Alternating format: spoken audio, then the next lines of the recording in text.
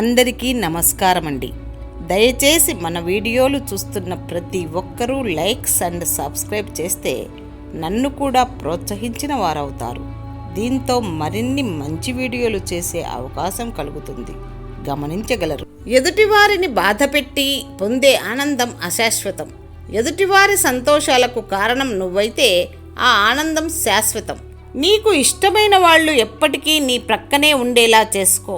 ఏ పరిస్థితి ఎదురైనా నీకు ఇష్టమైన వారిని నువ్వు ఎప్పటికీ వదులుకోకు.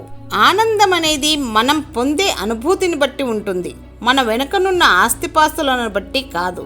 సంతోషం అనేది సంతృప్తి చెందే మనసును బట్టి ఉంటుంది, మనకున్న సంపదను బట్టి కాదు. నువ్వు పడే బాధ ఎవరూ చూడరు, నువ్వు పడే కష్టం ఎవరికీ కనిపించదు, నువ్వు పడే నొప్పి ఎవరూ పట్టించుకోరు. కానీ నీ తప్పులను మాత్రం అందరూ వేలెత్తి చూపుతారు. ఎప్పుడూ కూడా నీ జీవితాన్ని నువ్వే శాసించాలి, సరిదిద్దుకోవాలి. ఎందుకంటే నీ జీవితానికి నువ్వే కర్త, కర్మ, క్రియ.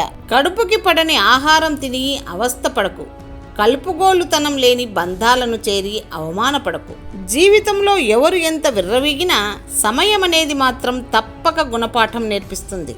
ముందుకు వెళ్ళలేని ఏ మనిషి అయినా వెనక్కి వెళ్లాల్సిందే. స్వేచ్ఛ లేని క్రమశిక్షణ, క్రమశిక్షణ లేని స్వేచ్ఛ రెండూ సమాజానికి అపాయాలే. జీవితం పువ్వు లాంటిది, అందులోని మకరందమే ప్రేమ. నువ్వు పొరపాటున ఓ తప్పు చేస్తే నిందించడానికి అందరూ ముందుంటారు, కానీ ఆ తప్పును సరిదిద్దే తోడ్పాటును అందించడానికి ఎవ్వరూ ముందుకు రారు. ప్రపంచాన్ని మార్చాలంటే బ్యాచిలర్గానే ప్రయత్నించాలి. పెళ్ళైతే ప్రపంచాన్ని కాదు కదా, టీవీ ఛానల్ని కూడా మార్చలేవు.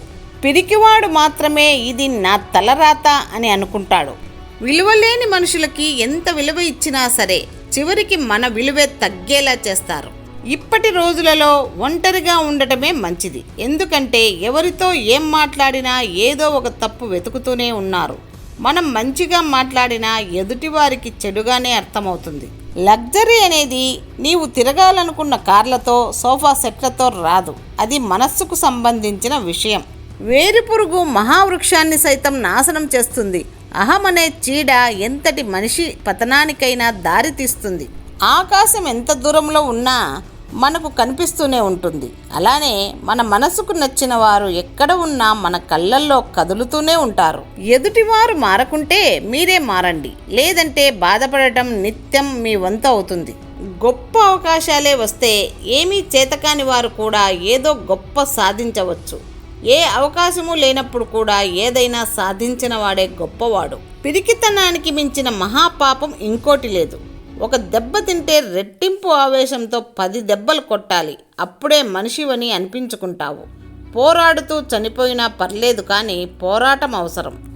మనకి దేవుడు 2 చేతులు ఎందుకు ఇచ్చాడంటే, ఒకటి మన కోసం, మరొకటి పక్కవాడి కోసం.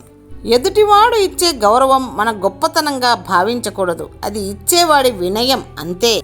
కొందరు పుట్టుకతో గొప్పవారు, కొందరు పుట్టిన పిదప గొప్పవారవుతారు, మరికొందరు మరణించిన తర్వాత గొప్పవారవుతారు. ఏ ఆట ఆడినా విజయం సాధించవచ్చు, కానీ అహంకారంతో ఆడితే మాత్రం ఎప్పటికీ విజయాన్ని పొందలేవు. నీ ప్రయత్నం అందరి నోళ్ళు మోయిస్తే నీ ఒక్క గెలుపు 100 విమర్శలకు ముగింపు పలికినట్టే. యుద్ధం మనది, పోరాటం మనది. అయినా ఎవరో వచ్చి మనల్ని గెలిపిస్తారు అని ఎదురు చూడడం కన్నా మూర్ఖత్వం మరొకటి ఉండదు. ఒక పూట ఉపవాసమైనా ఉండు, కానీ పూట గడవడానికి అప్పు మాత్రం చేయకు. ఎందుకంటే ఆకలి వేసినంత తేలిగ్గా చేసిన అప్పు తీరదు. చాలామంది జీవితాలలో తట్టుకోలేనంత బాధలు ఉంటాయి, అయినా వారు బ్రతికేస్తుంటారు. ఎందుకో తెలుసా? వాళ్ళ కడుపున పుట్టిన పిల్లల కోసం. వాళ్ళు ఎక్కడ అనాథలు అవుతారో అనే భయంతో. ఒక మగవాడు ఆడదాన్ని కాదన్నా మగవాడుగా బ్రతకగలడు, కానీ మగవాడు కాదన్న ఆడదాన్ని ఆడదానిగా బ్రతకనివ్వరు.